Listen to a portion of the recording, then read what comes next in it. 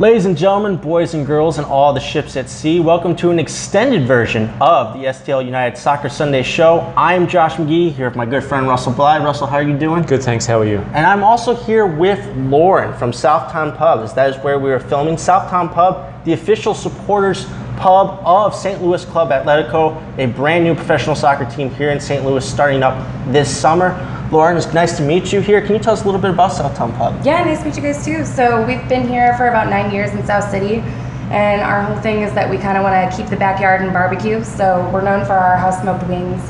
We make all of our sauces in-house. We smoke all of our meats in-house on our back patio. But we kind of have like 3 different bars for you. So we do a comedy night. We have a shuttle that goes to and from every Blues game. We have phenomenal barbecue, great drink specials. It's a place where you can hang out, have fun, enjoy watching a soccer game, come watch the World Cup, and have something good to eat.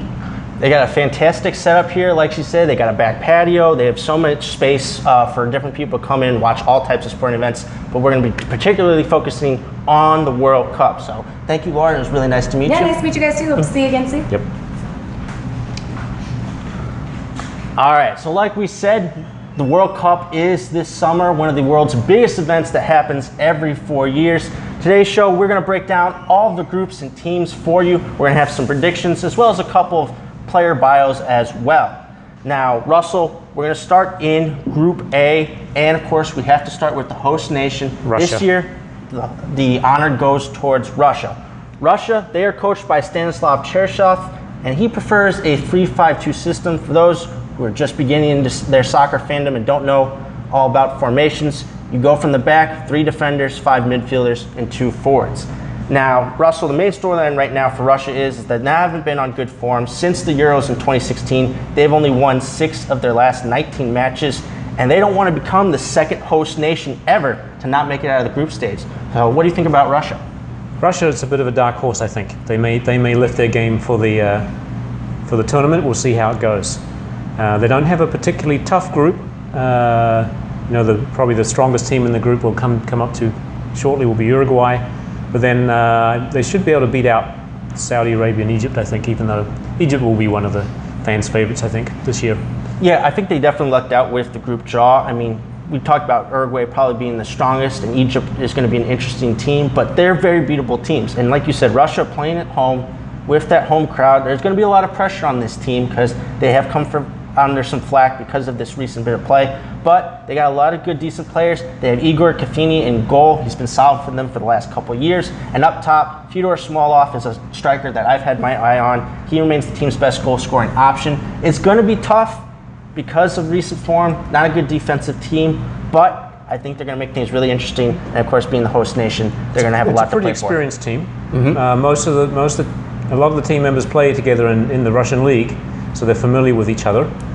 So that will help them out a little bit. That is a real big deal. Only 3 players on this roster outside of the Russian league. And that's before they cut it down to 23. Exactly. So, all right, next up in this group is Saudi Arabia. Saudi Arabia, they qualified by being second in their group in the Asian Federation qualification. They are managed by Juan Antonio Pizzi, and he prefers a 4-3-3 system, a very attacking system there.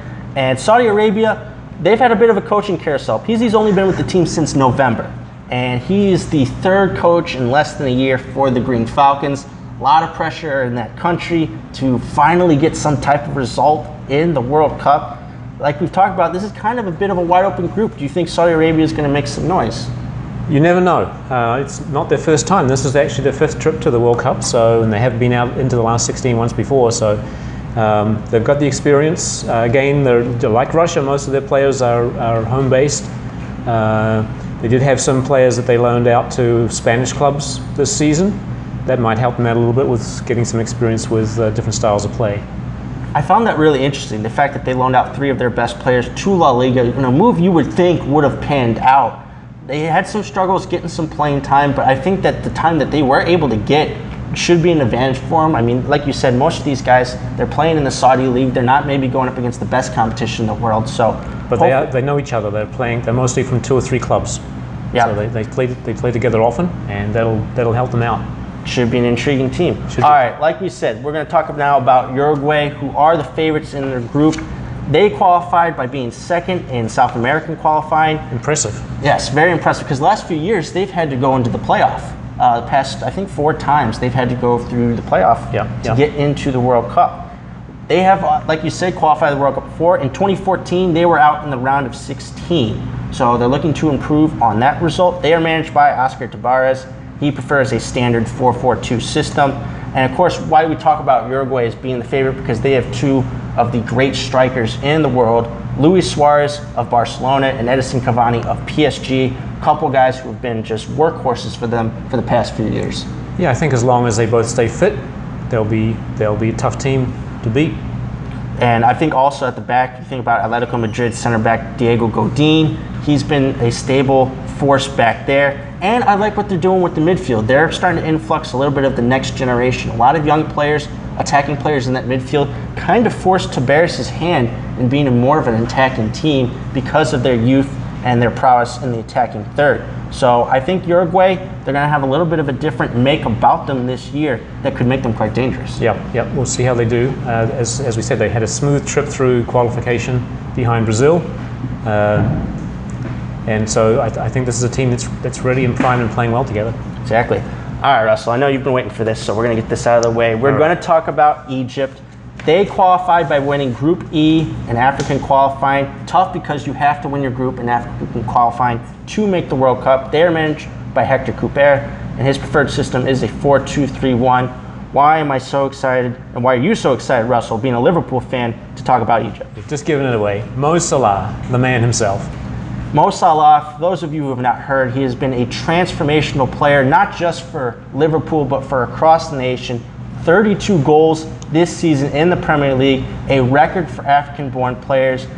Took the league by storm. He has led Liverpool to the Champions League final against Real Madrid, and he has Egypt back at the World Cup for the first time since 1990. But I think that the big question, Russell, is, can he do it all by himself? He can't do it all by himself. He has to have support, but there is support there. There's a bunch of other good players who are in big leagues around the world. Even in the midfield, you've got El Neni, who plays at Arsenal.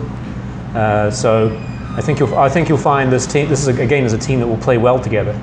And they've been a really good defensive team as well in qualifying. They had a really good defensive record. I know that's a focus of Couper's.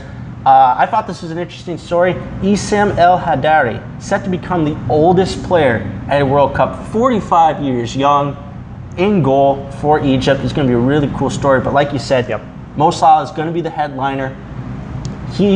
As he goes, Egypt will go. I think they've got a good shot to get out of the group, and if he can come up with some stellar performances, who knows how far they can go. That game between Egypt and Russia is going to be key. Very true. All right, Russell, this is Group A. Let's get some predictions. First and second teams qualify for the knockout stage. Who do you got in what order? I think you got to go with Uruguay on top, and after that, it's a toss-up, I think, between Russia and Egypt. I think that I've got the same, basically. I've got Uruguay. I am going to definitively go with Egypt. I think Salah is the difference. Russia would worry me a little bit just because they're playing at home in front of that home crowd. They had a tight-knit group with all those guys from the Russian league, but I think that, like you said, Egypt have some guys behind Salah, like El Neni. I know they have a player from West Brom, Higazi, who, despite them being relegated, had a really good season. He did have a good season. So they have some depth behind him. I think that's going to be the difference, and I think that Egypt qualify in second place. All right, moving on to Group B. I want to talk about two of the kind of the lower level teams that maybe make some noise in this tough group. I want to start out with Morocco. Morocco qualified by winning Group C of African qualifying. They are managed by Hervé Renard, with his preferred system being a 4-5-1. And they had a really decisive qualifying campaign. They returned the World Cup going unbeaten into the qualifying round. They didn't concede a single goal, Russell. Really good defensive amazing team. So defensively they're strong, and we're looking for big things from them. But it's a tough group. Yeah, really tough group. It's a couple of guys to look out for. Mehdi Benatia of Juventus had a good solid season for them, the Italian champions. Also, Ajax midfielder Hakim Ziyech. Really good playmaker in the midfield. Almost double-digit goals, had double-digit assists this season for Ajax in the Dutch league. He's the team's best playmaker, someone that I've had my eye on, possibly could be wanting a move to the Premier League this season. I heard Everton were potentially going to make an offer. And that's the underlying theme of this whole World Cup, is guys that maybe we haven't heard about trying to make bigger moves to bigger clubs. Yeah, that's key. There's a lot of motivation for playing well. All right, moving on to the next team in Group B, Iran. They were first in qualifying in Group A of Asian Federation qualifying. They were out in the group stage in 2014. They've been to the World Cup a few times before. They are managed by Carlos Quiroz, and his preferred system is a 4-2-3-1. So Iran, they went unbeaten in qualifying for their second straight World Cup. They only conceded 2 goals. So another good defensive team. And when we get to the next 2 teams in this group, you're going to have to be defensively solid. They were the third team qualified after Russia as hosts in Brazil. And I think the difference for Iran, why they might make a little bit more noise, is they have a lot more attacking options than they did 4 years ago. 4 years ago, they came in having a pretty bland team, not many big-name offensive players. Now they got a guy who was the top scorer in the Dutch league, Rgarza Yakanabash. He's their best option up top at forward. So along with him, maybe a few other guys, I don't know, they could be a surprise in this group. Absolutely. All right, let's get to the Giants, why we think this is going to be a tough group. We're going to start with Portugal. Portugal have had quite success over the past few years. They were first in qualification in Group B of UEFA. Last World Cup, they were out in the group stage, as you can all remember, that famous game against the United States that essentially ended their World Cup run. They are managed by Fernando Santos, who prefers a 4-4-2 system. But Russell, I mean, Portugal, if you think about it, since that 2014 exit, they won the Euros in 2016. Won the Euros. They scored 32 goals en route to automatic qualification. This team is firing on all cylinders right now. Yeah, no, they're playing well. They're playing well. And of course, it helps to have one of the best players in the world leading your line, Cristiano Ronaldo. Slow start beginning of the year, but of course really he comes on. Got the Real Madrid back to the Champions League final, and now he has help in the form of Manchester City midfielder Bernardo Silva, Andre Silva, another good offensive weapon up top, and of course, Portugal still relying on those veterans at the back. Most of their guys in their mid-30s, but I think having that experience is going to help them in this World Cup. In the World Cup, I think that's a big help. As long as they're not tired from the season, they should be okay. We have some players who haven't made the squad that you're used to seeing, people like Nani, for example, are not in the squad. So, and one of the youngsters, Renato Sanchez, who made a move to Bayern Munich, eventually was loaned out to Swansea, had a horrific season, and that eventually cost him his World Cup spot. 23, 24 years old. I mean, like, was supposed to be part of their future, and he won't be on the roster because of that season. All right, also in this group, Portugal's neighbors. Spain. Former World Cup champions in 2010. They qualified first in Group G of UEFA. They were surprisingly out in the group stage in 2014. Did not have a good run. They are managed by Julian Lopetegui, and his preferred system is a 4-5-1. And Russell, since crashing out of the World Cup, they also had early exit in Euro 2016. The Spain that we were used to seeing, who dominated the World Cup in 2010, won the Euros the following couple years later, they're just not like that anymore right now. Yeah, and this is a good question. I mean, sometimes you can relate how a country's economic system is working, and Spain's been having hard economic times, and you may be seeing that a little bit in the way their soccer team is playing. So it's going to be interesting to see how well they do, actually, this time. Veterans still make up most of this team. Some familiar names, if you've been watching soccer, such as Gerard Piqué and Sergio Ramos back there at center back. Andre Iniesta, who just retired from, or at least leaving Barcelona, he's going to retire from international football after this World Cup. So it's his last World Cup, the hero of the 2010 World Cup final, scoring that goal. You got David Silva as well in the midfield there. Of course, at the back, you mentioned De Gea, I guess. De Gea, of course, Golden Glove winner with Manchester United this season. One of the best goalkeepers in the world. Right. He has really come on. Finally, he's going to get his big-time chance here at the World Cup. He's going to be key for them. But I thought it was interesting. The Spain roster was announced today. No Fabregas, no Alvaro Morata, no Marcos Alonso, no Hector Bellerin. A lot of big names left off that list. But also you see guys like Diego Costa, who hasn't really hit it off right now so far with Spain, but if he got going, you never know when he's going to hit a hot streak. Exactly. Yeah. So, and of course, they're also trying to institute the new next generation. Think of Marco Asensio from Real Madrid, awesome young player at the age of 23. Sal Nueguez from Atletico Madrid, also another great young player. Spain's got a ton of depth. They could go a long way in this tournament. Exactly. All right, Group B, I think I know which way we're leaning. This is probably, I think, one of the easier groups to navigate. It's got to be Spain, Portugal, correct? It's got to be Spain and Portugal, probably in that order. But they play opening match of that group. It's going to be really interesting to see. Yeah, that's key. How these two teams go up against each other. It's a second day of the tournament. Early statement June. That can be made by either one of those two teams. So really great matchup early on in Group Absolutely. B. All right, moving on to Group C. One of my favorite teams I'll be rooting for since the elephant in the room that the United States will not be at the World Cup. That means you got to find a team. And one of the teams that I'll be rooting for is France. And this team, they qualified first in Group A. The last time in the World Cup in 2014, they made the quarterfinals. Didier Deschamps, World Cup champion, is their coach, prefers that attacking 4-3-3 style. But Russell, I feel like for the last few World Cups, this France team, they get in, they have all this talent, and then they just self-combust. Well, they have sort of collapsed. They've eaten themselves, basically. But I think that they're in a different situation this time. They will be missing a couple of key players through injuries, but I think they've got such depth of talent. If they start to fire, they could really set this tournament on fire. Now, key player I think is Paul Pogba. Will he be at the top of his game for this tournament? Yeah, Paul Pogba at Manchester United really struggled. Games that he sat out, subbed off early by Jose Mourinho. He's really struggled, and he's really the heart of that midfield. I know N'Golo Kante is in there as a defensive midfielder, but Paul Pogba, he's the box-to-box guy. He can stop guys at a whim, but also go forward, score some spectacular goals. France really need him to step up. Some other guys that I'm looking for, Antoine Griezmann. Griezmann, I was just going to say up front, I think he's probably the key, even though you've also got Giroud up there, Olivier Giroud, and Dembélé. I think in the pretty solid at the back as well. Got Lloris at the back, of course, in goal. Raphael Varane from Real Madrid at center back. Absolutely, good young player.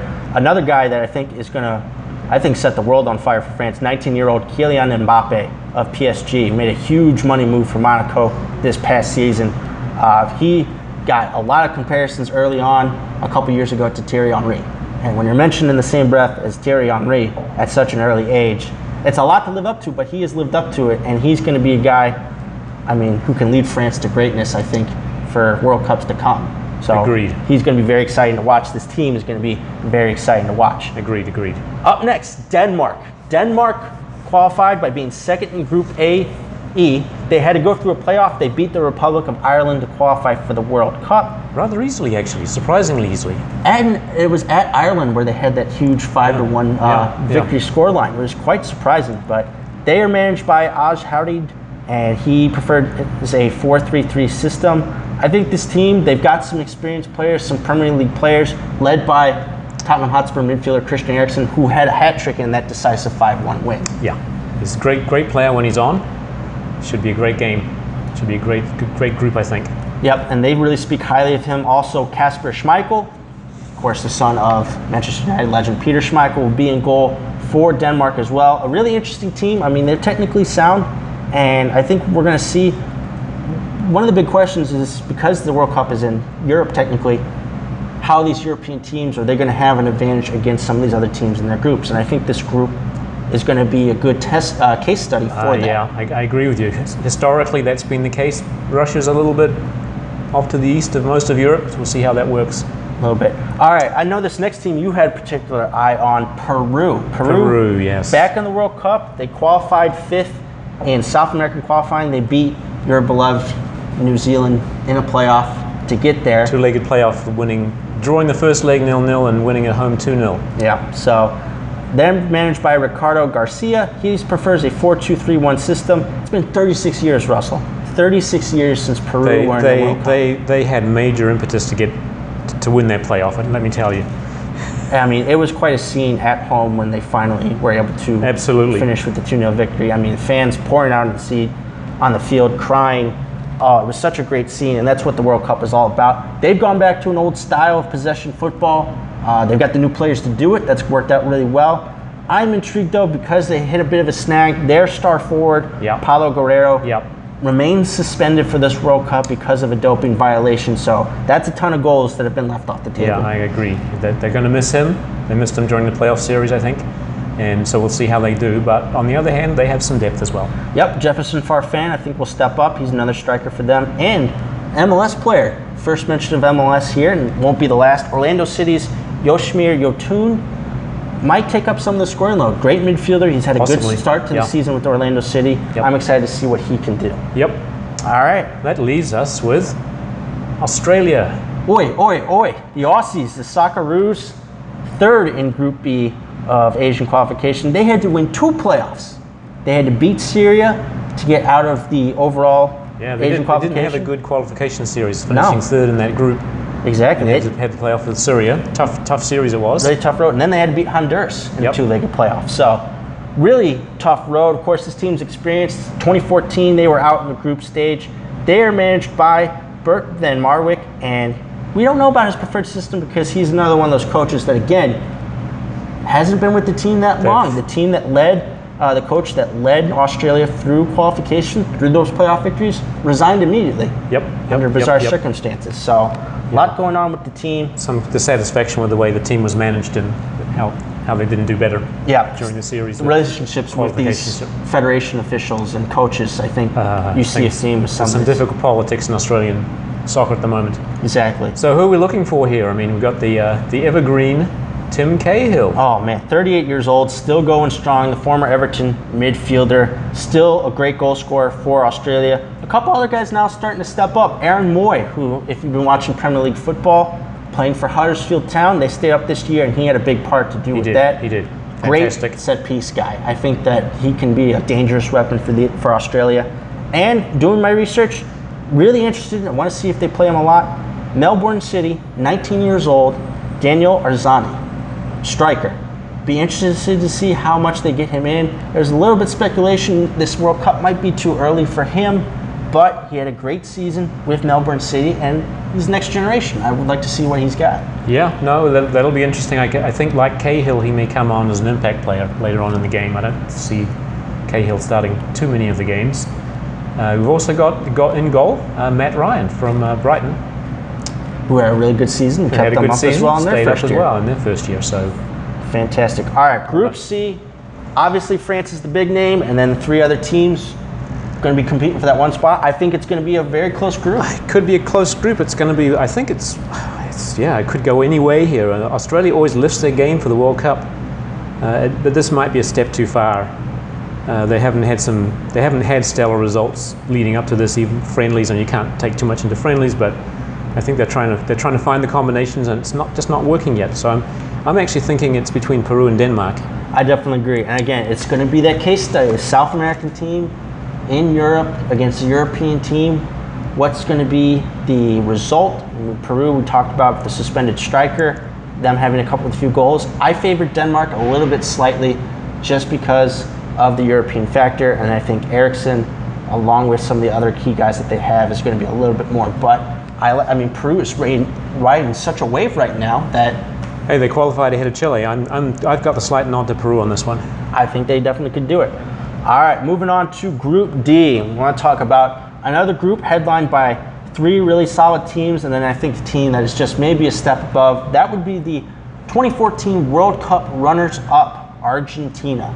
They had a bit of a rough qualifying round. There were some doubts as to at the beginning of qualifying. Yes, they were not doing well. It was not pretty, but they managed to get third in South American qualifying. They are managed by Jorge Sampaoli. His preferred system is a 3-4-3. I mean, with the attacking talent that they have, you kind of have to, bolster your midfield and your attacking options. I mean, Russell, some of these guys, such as Juventus duo Gonzalo Higuain and youngster Paulo Dybala, they may not even start. No, they might not start. Yeah, they're loaded up front. Question will be, I think a problem they had in the last World Cup to some degree was an over-reliance on Lionel Messi. Very true. I mean, Lionel Messi, he finally got a golden boot. No, he didn't get the golden boot. He was close. He was, I think, 1 goal out. I mean, he had a lot more goals than he had in previous World Cups and really led that team to the finals. They couldn't get it done against Germany. But again, they got so much talent that they shouldn't have to rely on him so much, but they seem to keep falling back into that pattern. Right, into that pattern. I mean, they have Sergio Aguero from Manchester City, who should be healthy this time. As you said, Higuain. Yep, Angel Di Maria from PSG as well. Defense has always been a bit of a problem, but they have some Premier League guys back there. This team should be expected to go far. I'm looking for them to go far, to go deep. Exactly. All right, moving on to the other 3 teams in this group. I want to start with one of my favorite stories from 2016 in the Euros. Got to get the Viking clap going. If you haven't heard about what Iceland has been doing, you need to be paying attention to them. Iceland, their very first World Cup. Get yourself tickets on WoW Air and go to Reykjavik. Oh man, it was amazing what they did. And then of course they then go and finish first in their group of qualification pretty easily. They're managed by Heimir Hallgrímsson, preferred system of 4-4-2. This has been historic. I mean, first World Cup, they made it as far as they did in the Euros 2016, and now they're in a good group that they can qualify. Look at the teams they beat out to qualify. I mean, Croatia, who also qualified, Ukraine, Turkey, and then the other 2 teams, Finland and Kosovo, don't normally sit up there. But those other 3 teams are decent teams to have been World Cup mainstays, I mean, in and out over the past decade or so. So they are on quite a bit of form right now. I think what has to do with it is they've got a good generation of footballers, led by Gylfi Sigurdsson of Everton, who of course is coming off a major knee injury, but should be healthy in time to get things going. Also, another guy that I've been looking out for, Johan Gudmundsson of Burnley, who had a fantastic season in the Premier League. A couple of set-piece specialists, guys who can really cross the ball and get some offense going for this team. And they play well together. Oh, yes, they do. I mean, they are a real tight-knit group. Little factoid of note, this is the smallest nation ever to have qualified for the World Cup finals in population. Perfect. One of the great stories. If you like Cinderella stories, if you liked UMBC knocking off Virginia in the NCAA tournament, you will be rooting for Iceland in the World Cup. All right, moving on to another European team, Croatia. As you said, they also qualified. Ironically, they're with Iceland again in a group. They were second, and they had to win a playoff versus Greece, another team that's been to quite a few World Cups over the past decade. So really tough qualification. They're managed by Zlatko Dalic, and he prefers a 4-2-3-1 system. And this team is really based in the midfield, Russell. I mean, you think about Luka Modric, Ivan Rakitic, Ivan Perisic from Inter Milan, and of course you got Mario Mandzukic from Juventus up top once again. Really good depth in the attacking parts, and defense I think is going to be a little bit of a question. That's a little bit of a question, but you know, as soon as you see the name of Dejan Lovren, you think, oh yes, it's a bit of a question. A little bit, that's what I thought. And he's the biggest name of that bunch. So, and but again, it's a team that's used to playing well together. So, you know, and they did qualify. I think they'll shore it up. And I think a dynamic that I think Croatia, they can overcome this, but the issue may be with their fans. Through qualification, their fans raised quite a mess at some of their matches with flares, other types of disruptive behaviors that was on the borderline of fan behavior. And they're a very passionate group about this team. They haven't gone as far as maybe the fans think because of this talent that they have. But again, it might rear its ugly head again in Russia, but this team's talented enough that they can overcome it. It's a team that's done well in previous World Cups too. Very true. All right, last team of this group, Nigeria, another World Cup mainstay. They were first in Group B of African qualifying. They were out in the round of 16 last time in 2014. They made it past the group stage, though, a great accomplishment. They are managed by Gernot Rohr, and his preferred system is an attacking 4-3-3, because, Russell, these guys have a tremendous wealth of attacking talent right now. Absolutely. A lot of great Premier League players. I think of Victor Moses of Chelsea and youngster Alex Iwobi of Arsenal, who have really stepped up at the top of their formation and still going strong. Former Chelsea midfielder John Obi Mikel breaking things up in the midfield. Absolutely. But I think this is a really intriguing team. Yes, they're in a group. And you got Iheanacho, who's just started playing really well for Leicester. So I think it's going to be great. And who doesn't want to see that classic World Cup matchup of Nigeria against Argentina? I mean, it happens every time. And they've been great games almost every time. So, and again, like we've talked about, we think Argentina is going to be the team to go through. But I look at these 3 other teams, and it's a dead heat, I think, in my opinion. Yeah, it's going to be really interesting, actually. If Croatia plays too defensively, they may find themselves on the outside. Though they'll have to make use of their attacking talent. Iceland, of course, we just don't know. And Nigeria could be very exciting. Well, so I might pick Nigeria. I think that's a good pick. I would favor Croatia a little bit to finish second because of that midfield talent, but like I said... And the geographic. They're closer to Russia. Very true, but Nigeria's, like we said, just got out of the group stage at the last World Cup, and Iceland, we've seen what they can do over the past few years. Really good group, something Group D is one you're going to want to pay attention to. Absolutely. Well, we are halfway through the groups of the 2018 FIFA World Cup, and we want to just take this time once again to thank the sponsors of the show, St. Louis Club Atletico, and they are drawing rave reviews from the rest of the teams in the league. We want to thank rgarza, who is behind the camera for us. He is the manager of the Bluebirds, and of course, where we are today, Southtown Pub, just off of Kings Highway. Fantastic sports pub and grill, the official supporters group pub of St. Louis Club Atletico. They really want you to come out and support the team, and of course watch all the sporting events happening this summer, especially the FIFA World Cup. Russell, we've been here for maybe just a few minutes, and it's been an impressive setup. A lot of great food and beverage options, as you can see some of them right here. Great hospitality, great fun. Really want you to come out to support St. Louis Club Atletico and Southtown Pub. Several bar spaces and a patio in the back. Very great fun setup. All right, moving into Group E, and we got to start with the heavyweights of this group. Brazil breezed through qualification this time. Absolutely, 10 points ahead of Uruguay in South America. First place, and of course, in 2014, when they hosted the World Cup, they got in 4th place. They are now managed by a different coach, Tite, who performs a 4-1-4-1 system. And Russell, I think that there's just one storyline, and it's actually a score line, that are on people's minds when you say Brazil. 7-1. The semifinal, just absolute crushed by Germany, the eventual World Cup champions. One of the biggest deficits ever in World Cup. One of the most shocking things I ever saw live. And that is what this nation's had to deal with for 4 years. And now it's time for them to put it to bed. I remember being stunned watching the game live, and couldn't believe it. But of course, I think part of the problem was they built their system completely around their star Neymar, and he was injured. So they weren't able to play with Neymar, and they were a little lost. And I think Germany knew what to do. It's an interesting storyline now with Neymar, because he just is coming off a long-term injury this season at PSG. He will be healthy for this World Cup. But I think it's kind of maybe helped this team. They've learned to adapt their style, include more offensive players. And this team's got a lot of good young players up top. You think of Barcelona and former Liverpool midfielder Philippe Coutinho, Man City forward Gabriel Jesus, or it could be Liverpool forward Roberto Firmino. We don't know yet. That's going to be a big decision who starts up top for Brazil. But they got a lot of good young attacking talent where they can get some goals besides Neymar. And then moving back into the midfield, you've got players like Willian, you've got Fernandinho, strong man back there. And in defense, where we don't have one particular player who's injured, Dani Alves.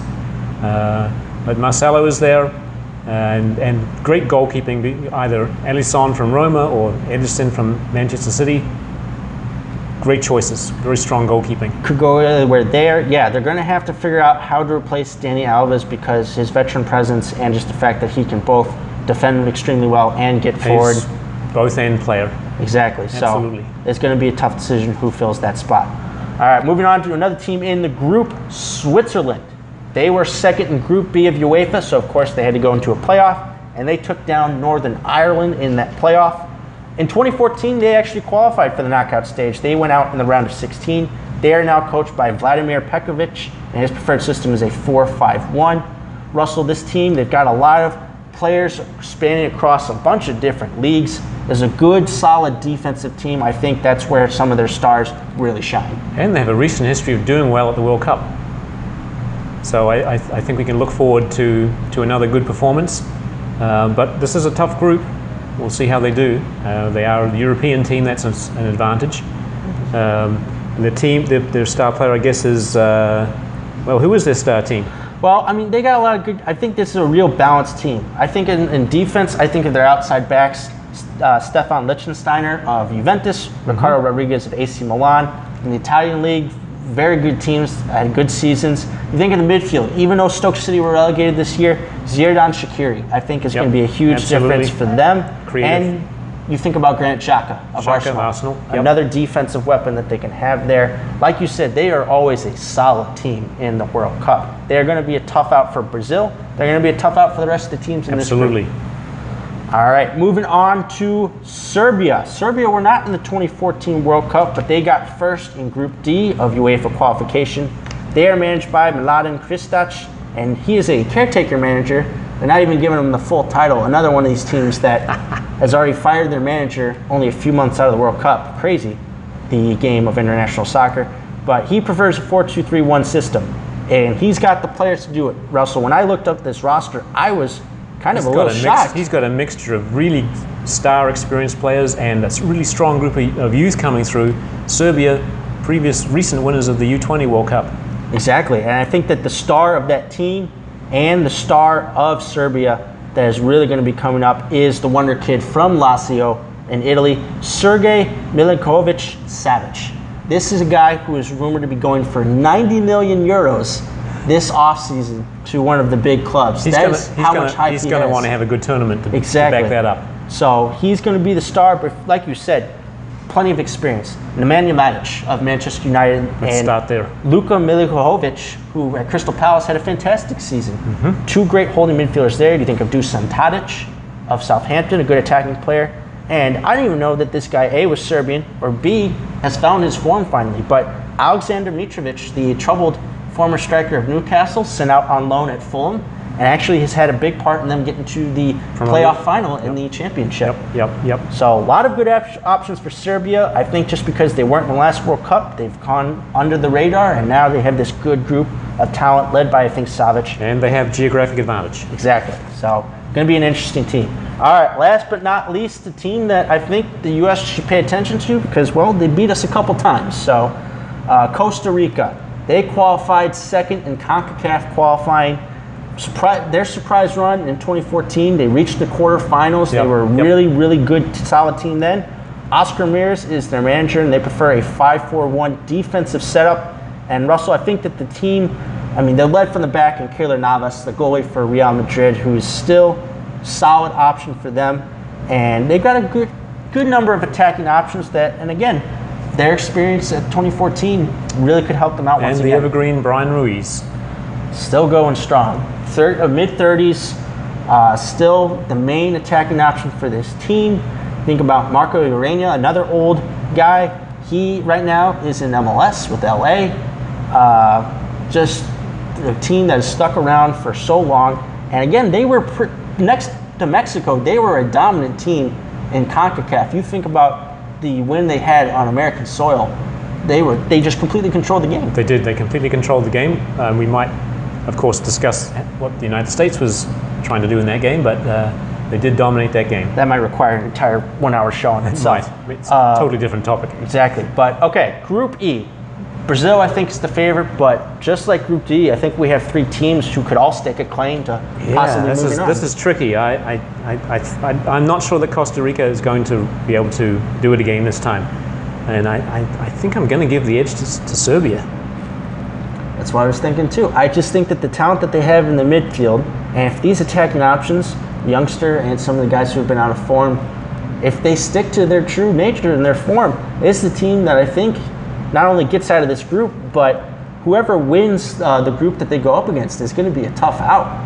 I think for Serbia, it's an emotional team. I think how they do against Costa Rica in that first game is going to tell us a lot about how the group's going to go. Very true. All right, moving on to Group F, and in Group F are the reigning World Cup champions from 2014, Germany. And of course, once again, Germany, first in Group C, undefeated. No one could touch them in UEFA qualifying. Still managed by the impeccable Joachim Löw, who prefers a 4-2-3-1 system. And Russell, the only question I think is, can they repeat? Can they be the first team since Brazil to do it? Very tough ask, but if anyone can do it, Germany could do it. They've built a system in Germany since when they didn't do well at the World Cup. They redid everything domestically in the way they run the game, and they're now reaping all the benefits of that. And I think there was no bigger endorsement of the system that you're talking about than last year in the Confederations Cup. Absolutely. When they took I'm a huge soccer fan. I didn't know some of these guys' names, Russell, because they were so young, so inexperienced, and yet they came in and breezed through the competition. They obliterated the competition. And they're going to be a huge fixture of this team. Now, you still got veterans. You have Thomas Muller, who's probably once again going to score a bunch of goals in this World Cup. And you have Toni Kroos, Mesut Ozil, a lot of great talent, but guys that we haven't heard before. Leon Goretzka of Schalke, Timo Werner of RB Leipzig, Leroy Sané of Manchester City, and Joshua Kimmich of Bayern Munich. All of these guys are 24 years and younger, and they're going to be huge mainstays in this team. But who's been left off the team? I mean, they've got a bunch Götze, of different who scored players. the winning exactly. goal He can't even get in the team. So it's just an embarrassment of riches. Exactly. So I think a small question, even though he's supposed to be there, Manuel Neuer essentially lost the entire season this year. Bayern broke his foot multiple times. Is he going to be in goal? Now, I like their second option, Marc-Ante Stegen of Barcelona, but Neuer's been the guy in Germany for the past Will they few stay years. faithful to him just because of who he is? Exactly. But Germany as great as ever. All right, moving on. Another team in this group, Mexico. Mexico, once again, first in CONCACAF qualifying. They've been doing that for God knows how long. And once again, also something they've been doing long, they were out in the round of 16 in 2014. And they have now turned to Juan Carlos Osorio, who prefers a 4-3-3 system, to get them past the round of 16. Because Russell, that has been the theme. They can't get past, they can get out of their groups, either winning it or getting second, but they can't get past the round of 16. Are they going to be able to do it this time? Good question. We'll have to see. I think how they play in the group phase will tell us whether they're going to be up for it in the round of 16. Germany opening round game. I think that it's going to be huge. Like, I don't know if they can beat Germany. They don't have to win that game, But but if they can get a result, it would go a long way. I think if we just see how they play in that game, that'll tell us a lot. So they're obviously a strong team from front to back. I really like their attacking talent. I mean, you have Javier Chicharito Hernandez still, but Carlos Vela, who's off to a great start with LAFC, and Hervin Lozano, really impressive player, plays for PSV over in the Dutch league. Fantastic attacking talent, really young superstar in the making, somebody they didn't have last time. And like you said, they still got Rafa Marquez at the back. 39 years old. Still going strong. They still have Ochoa in goal. I mean, they are a well put together team that I think will give Germany some trouble. And they've been playing better than they were playing. They gave Belgium a lot of trouble in the friendly.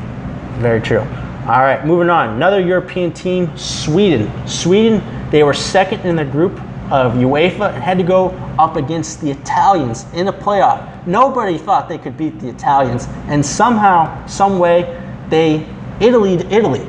They Italy'd Italy, basically, yes, they did. 1-0 over 2 legs, with the final goal coming in the second leg. I believe, was it in Italy? In Italy, away. It's an impressive feat in itself, but now you have to come into this tournament. It was such an Italian exit. Exactly. It was crazy. So they are managed now by Janne Andersson, who prefers a 4-4-2 system. But Russell, I think the bigger story with Sweden is not who's there, but who's not there. Not there. Who is not there? Someone The who man himself. currently actually just got red carded for Los Angeles Galaxy. It's going to be interesting to see how that situation plays out. Zlatan Ibrahimovic. And even if you're not a soccer fan, you have probably heard the name Zlatan Ibrahimovic at least once over the past few years, because he is an enigma. He is someone all on his own. His personality is out of this world. If you want to be entertained, just follow him on Twitter. Exactly. That's all you need to do. But He's a giant of a man. He retired from international football, maybe possibly because he didn't think Sweden was going to make the World Cup. Well, Sweden make the World Cup. He says, if they call, I might answer. And they didn't call. They did not call. They left him off the roster, and now Sweden will have to look to a couple of other different players to pick up their goals. And Russ, I don't know if they're going to have the guys to do it. But I think of a couple names. I think of Emil Forsberg, another guy from Germany's Leipzig, who had a fantastic season that could pick up some of the slack. They have a Manchester United center back, Victor Lindelof, who didn't play a lot this year. Right. But otherwise, this is a team. It's a bit of an unknown quantity. Yeah, exactly. So. Yep. I don't know if they're going to be able to do it. It's going to be a huge question. All right, last team in this group, South Korea. South Korea were second in their group in Asian qualifying. In 2014, they were out in the group stage, and they are managed by Shin Tae-yong, who prefers a 4-4-2 system. Russell, this team is kind of thin on stars, but they got a main man right now, Tottenham's Son Heung-min, who's had a fantastic season for Spurs. He's going to lead their line, and he's got a couple Premier League guys also that could potentially help him out as well. Exactly, and it's another squad that plays well as a team together. Mm-hmm. They're pretty solid. We obviously have a lot of players we don't know very well because they're playing in the Korean League or in other Asian leagues, China, even Japan, but they always seem to come together. They're always a quick team. Very true. They'll give trouble to any team that's flat-footed. And they're a World Cup mainstay. They've qualified for the past World Cup. So they've been here before. Yep. And I think they will still promote a little bit of a challenge in this group. Absolutely. All right, we're through Group F. I think we got to think that Germany is going to be the one to take this group. Yeah. But I think it's going to come down between Mexico and Sweden. I would agree with you. For that second spot. And then it comes down to that European question. Exactly.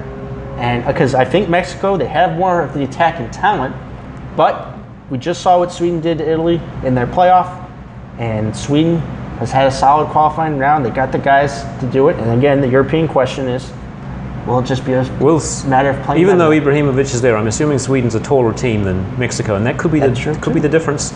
But Mexico, I think, has a shot at this for the second slot. Very interesting dynamic. All right, second to last group, Group G. We're going to start off one of the big teams in this group, Belgium. Belgium have had a golden generation that has really brought them up into the world stage. They were first in their qualifying group of UEFA. They made the quarterfinals in 2014, knocking out the United States on the way there. They are managed by former Everton manager Roberto Martinez, who prefers a kind of a different system, a 3-2-4-1. And Russell, I talk about this golden generation because they are loaded across the board. Well, especially loaded with Premier League players. Mm-hmm. I mean, you think about Kevin De Bruyne. Where do we start? We start with De Bruyne, of course. From Manchester City, he challenged Salah for Player of the Year, I think. He did. He kept the foot on the gas and really pushed Salah to be as best he could be. You think about on that team as well, Vincent Kompany, finally healthy, good season in Manchester City, leader at the back there.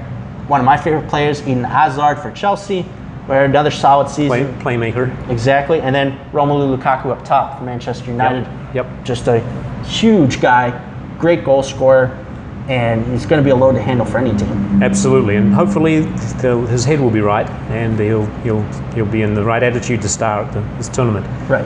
They could go a long way. We'll see what happens. They don't have a big history of going a long way. They have finished high up before, but. Yeah, I think this is going to be the time where this is their time. They got to take their talent and they got to put it into something. They're not going to get much more of chances going forward as they would in this group and in this World Cup.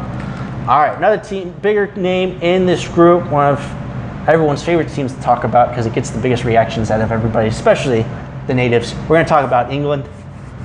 First in their qualifying group of UEFA, they didn't have that too much of drama. I mean, most of it was man-made. They actually went through pretty impressively through their group, more impressively than they usually do.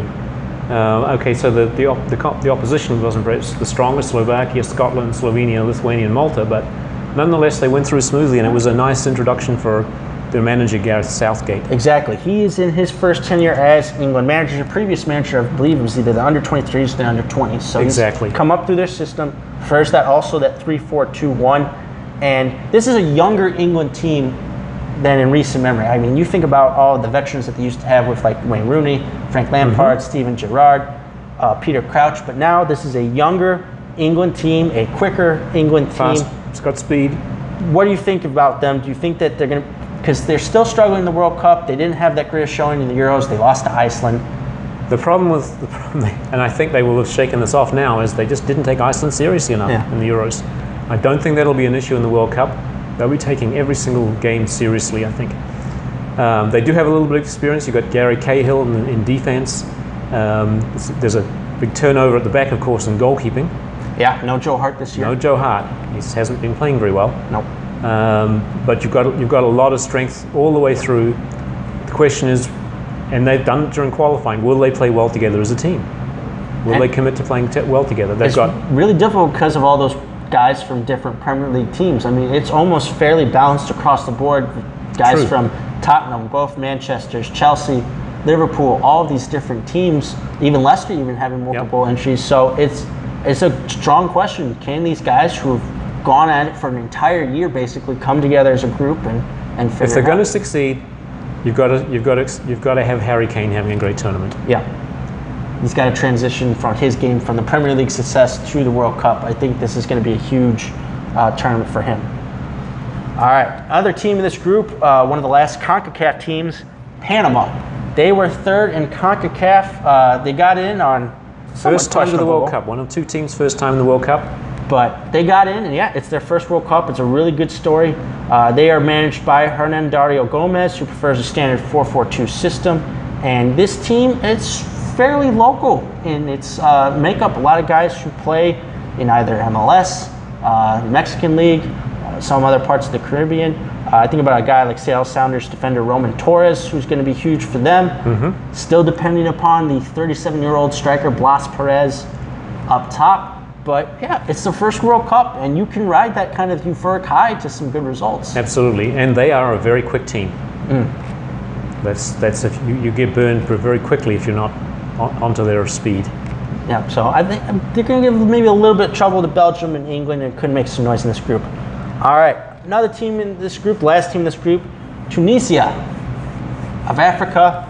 Yep. First in their group, Group A of qualifying. Back after 12-year absence. Exactly, it's been a while.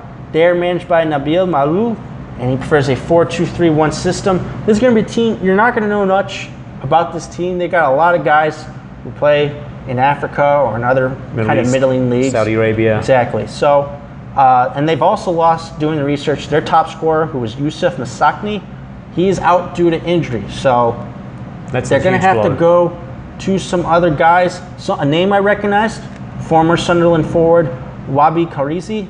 He's going to have to step up at this tournament. Plays much better for the national team than he does for his club. So I don't know. I mean, again, it's a team that hasn't been here in a while, riding that kind of euphoric high. They think they can take it to Panama. We'll have to see what they can do. Yep. So it's the kind of team that could give England trouble. A little bit. All right. So in this group, Group G, I think it's safe to say that Belgium and England are going to be the favorites. They're definitely the favorites. You'd have to expect them to go through, but you wouldn't be shocked if, for example, England didn't make it. Exactly. So I think that first game against Belgium versus England, it's going to be a true testament, because these are the types of teams that both of them are going to face in the knockout stages. And again, it's familiar foes. So many Belgian players play in the Premier League. So it's going to be a really interesting game. It is going to be fascinating. All right, last group, Group H. I think this is the group of life, because all four of these teams, I think, could maybe stake a claim. Maybe not so much one of them, but three of these teams, I think, are really going to be in play in this group. Starting off in South America with Colombia. Colombia were fourth in qualifying, and of course they made that fantastic run in Brazil to the quarterfinals in 2014. They are managed by Jose Pecaman, who prefers a 4-2-3-1 system. Russell, last time Colombia won the World Cup, they were an unknown commodity with a lot of young players, and they took the tournament by storm. They did. Yeah, this is going to be fascinating. And I mean, if you think about it, they did it all with young players. The Golden Boot winner, James Rodriguez, who's now served terms at Real Madrid and Bayern Munich, still the team superstar. Difference this time, they will have Radamel Falcao, who was hurt last time. That's right. In the 2014 World Cup, couldn't perform. Striker for Monaco, been fantastic in his career, great goal scorer. They got two young guys at center back, Davison Sanchez of Tottenham and Yerry Mina, who I believe plays in the Italian league. They're two young, promising center backs, so a lot of talent on this team. You also got Cuadrado. Yes, of course, from Juventus as well, but people know who they are now. Absolutely. So people are going to be coming for these guys. They're not going to be surprising anyone this time. Exactly. All right, moving on to another European team relatively close to Russia, Poland. And they were first in their qualifying group, in Group E. And they're coached by Adam Nowalka, who prefers a 4-2-3-1 system. Poland, it's been a while since they were in the World Cup. I believe 2006 was their last appearance. And they've got talent at every position. You think about, of course, the big guy up top, Robert Lewandowski.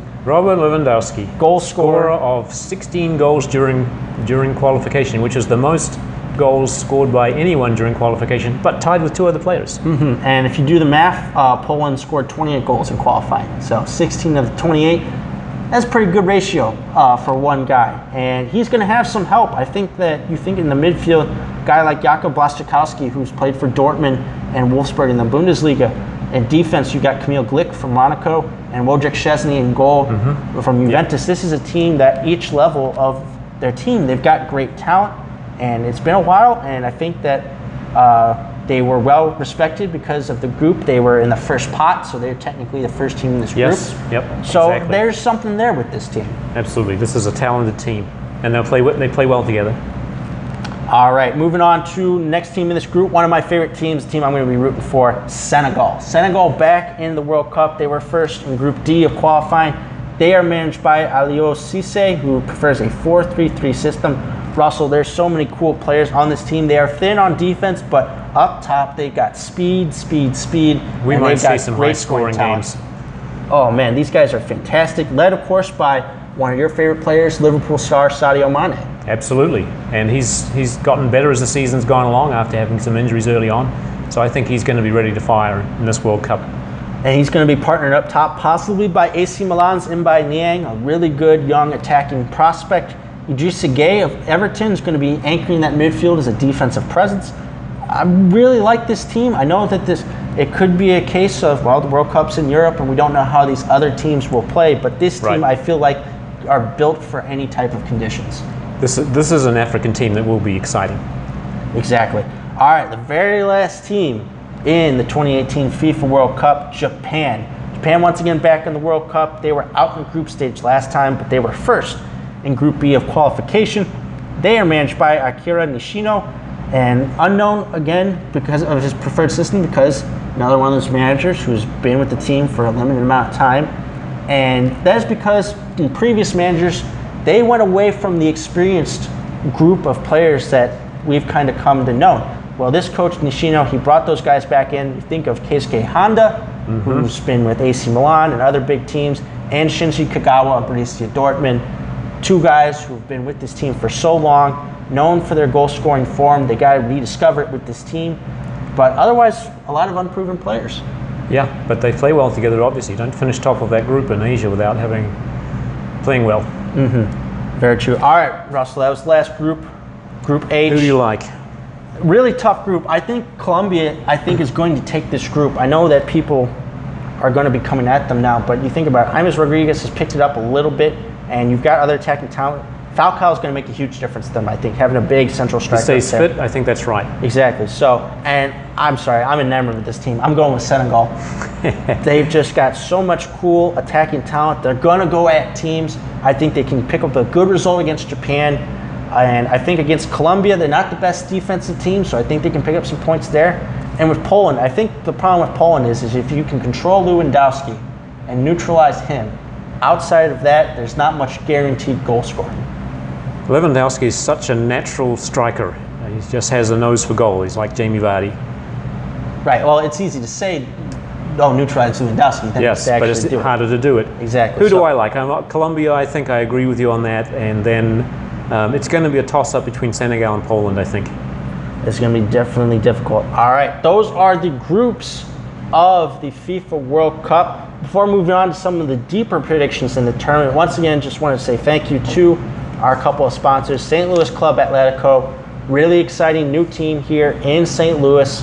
They're through a couple of good games, and they've gotten such great reviews from teams who have been around a lot longer than they have. And I want to thank once again Ricardo Garza, who's behind the camera for us, helping us produce this show. Without him, we could not have this. And also without Southtown Pub, we could not have this. A great sports pub and grill here just off of Kings Highway in St. Louis. They want to be the sports pub of the summer. They want you here for Atletico events because they are the official supporters pub of the fans, and they want you here for the World Cup, and they want you here for Cardinals games and everything else that is going on in the sports world. They have a fantastic setup, multiple levels, an outdoor patio, great food, great drinks. Come on out to Southtown Pub. All right, Russell, I want to go in a little bit deeper in the World Cup. You don't have to have exact predictions, but maybe give me some teams that we've talked about who are advancing out of the group stage. Who's going to keep it going farther, and maybe eventually, who do you like to win it all? Who's going to make it to the final? We never know, do we? I mean, let's run through some of the favorites. Brazil. I think they're going to go pretty far. I think that because of the talent that they have procured to help Neymar out, and this coach Tite, who's really done a great job of getting them energized, I like their setup. I think they can definitely, I'd say at least quarterfinals, pretty well favored to get to the semifinals. You think they're going to have a bad game somewhere along the way? I think that might come a little bit later down the road in one of those quarterfinals, or maybe a semifinals matchup, because I think the Dani Alves injury might hurt them a little bit if they come up against a team that loads up that side. And again, they might just go back what Argentina and some other teams do. They rely on Neymar too much. It might happen again. We'll see what happens. All right, well, how about France? Are they going to finally come up and deliver on that type of talent that they have? I think we'll have to see how they do in the first couple of matches in the group and see if they've got the temperament together and can move forward with that. They could be in some high-scoring games, or we'll see if they don't self-destroy themselves again. Yeah, I think if Deschamps can keep this team together and the attacking talent is firing on all cylinders, I like Antoine Griezmann as a potential Golden Boot favorite. I agree. He's got the temperament to do it, and he's got the attacking talent around him to kind of distract from covering him in a one-on-one situation. But I think coming off of getting to the finals in Euro 2016, they're going to have to deliver here. I think the sky's the limit for this team. I think that they can get to the final, or at least make a run here, hopefully to the quarterfinals or the semifinals. How about another veteran team? How about Spain? Spain, yeah. This is sort of the last hurrah for some of the players. Yeah, so exactly. They'll want to play well. They've got some new talent coming through. Question is whether other teams have figured out how to counteract their style of play. Yeah, is the possession football that they play just obsolete? Because I think the struggles that they've had in the past is they possess the ball so much, but they never score. Yep. And I think they've got some new wrinkles maybe to help out with that, and they're definitely going to be an interesting team. I think the veterans angle for them is going to be huge. You already know Iniesta is retiring, and some of these other guys are getting up there in age. I think that they're going to be an interesting story. Well, Josh, what do you think about Belgium? Belgium, I think they're right behind France in terms of young teams that need to prove themselves. You have this golden generation that has come up. They've dominated the Premier League and other leagues around the world. Quarterfinals last year, losing to Argentina. This is a team that they need to gel just like France. They're going to have to stick together. They're going to have to figure things out from the back all the way up to the front, and they got to have their main guys come up huge. And they've done well in European qualifying, but there's a bit of a question mark about how they'll adjust to other styles of play. That's shown in the recent 3-3 draw with Mexico. I definitely can see it. All right, Russell, how about the defending champs? I mean, can they do it? Or at least can they get pretty far once again in this tournament? It's hard to see them not making it to the final, to be honest with you. I mean, there's just so much quality there and so much German sophistication of how they approach tournaments. Nothing phases them. Nothing phases them. And I mean, once they have this depth of, well, we can play this lineup, or we can play a young guys lineup, or we can hit with all these guys with all this experience. They can rotate players as well. Exactly. Yeah. So kids keep players fresh. And Lowe as a coach, I mean, fantastic. So once again, I think at least, the very least, quarterfinals. Definitely, I think semifinals is going to be the minimum that Germany come up with. All right, what about Argentina then? Argentina, I mean, also another team that, thinking about it, I mean, they were just one goal away from winning the World Cup. They were right there till the end with Germany, and they couldn't get it done. And it's the same questions. At the back, do they have the type of talent to defend against teams? And then up front, can somebody help Lionel Messi out? You have the names. Can they score the goals? Can they score the goals? They can get to the World Cup final once again if the recipe there is followed. If they don't, it could be a potential early exit as early as the round of 16. Another interesting team that I think that maybe you can consider up there at the top. Do you think that England, if they come up with and fill their absolute entire potential, do you think they can make it past the quarterfinals? Because it's possible that they run into their old foes, Germany, once again. Right. If they finish second in the group and Germany wins their group, which is quite likely scenario, they'll run up against Germany right away, and they could get blown out of the water, or they could end up in one of those 0-0 ties and go out on penalties, because they just don't win games on penalties. Don't go to penalties. That's the only key for England. But lastly, before we make the big prediction, dark horses. Any of the teams that we haven't mentioned that you think can make deep runs? Deep runs, and maybe not getting all the way to the final, but making deep runs. I think the other South American teams could do that, Colombia and Peru. I wouldn't write Peru off, even without their main man. I'd put Uruguay in that category and Uruguay as well. You never know what you're going to get from them. Who else do I think could make a deep run? Well, it'd be interesting to see how Mexico goes. And one big unknown is the host nation. Host nation, I think that if they're able to get out of their group, that could really start something. Obviously they would get out of their group, but I think then the host nation will realize, wow, this is a huge accomplishment now. We're at the big time. If they say they get second, they would probably go up against Spain. That'd be a tough task. But if they are able to somehow win their group and go up against like a Portugal, then things become a little interesting. That's so interesting. It's Absolutely. an interesting dynamic to that group. I think about some of these other European teams like a Croatia or a Serbia, that there is enough talent there to where you could foresee a scenario where they could get to a quarterfinal matchup, to where they could really pose a threat to teams. They have great midfield depth, and that's something you're going to have to need. You need playmakers, and you need guys who are able to run for 90 minutes, keep up with everybody else, and defend both boxes. I think one thing's for sure. We're going to see some upsets, and we're going to see some teams make some runs that we didn't expect. Exactly. All right, Russell, before we wrap things up, if you got a couple teams and you got a winner, you got to give it to me now. 2018 FIFA World Cup, who's coming out on top? I'm going to go with, is this possible in the draw? Brazil against Germany. Man, that would be an incredible. I believe it is possible. They're on both opposite sides of the bracket. So, what a classic match. That's one of the first World Cups I remember. 2002 final, Brazil versus Germany. Really good defensive battle. Of course, you think about all the German stars with Michael Ballack and Philip Lahm and all those guys, but then the original Ronaldo, Ronaldinho. Yes. Oh man, the talent on that field was superb. It would be a fantastic matchup, and contrasting styles, I think. Absolutely. Would be really cool. My matchup, France versus Spain. I think France delivers on their talent finally and gets through. I think they have an easier part at the top half of the bracket than at the bottom, because at the bottom it's a potential Brazil versus Belgium matchup that I think kind of murks the waters for those two teams. And I think Spain, with all these guys still there, I think people have really forgotten about how great this team was. And now you inject a little of the young youth exuberance into this team, and if they could get Diego Costa going too as a central striker, look out. And I'd like France to take it over, and I do think Griezmann wins the Golden Boot. And I think that it's going to be finally a time they get to the Euro final, even though they were at home. They've kind of figured things out, and even if one or two guys are not figuring it out, they have the talent around them. They don't need. They have a good squad. Exactly. All right, that is our analysis of the upcoming 2018 FIFA World Cup. First round of matches begins, I believe, June 14th.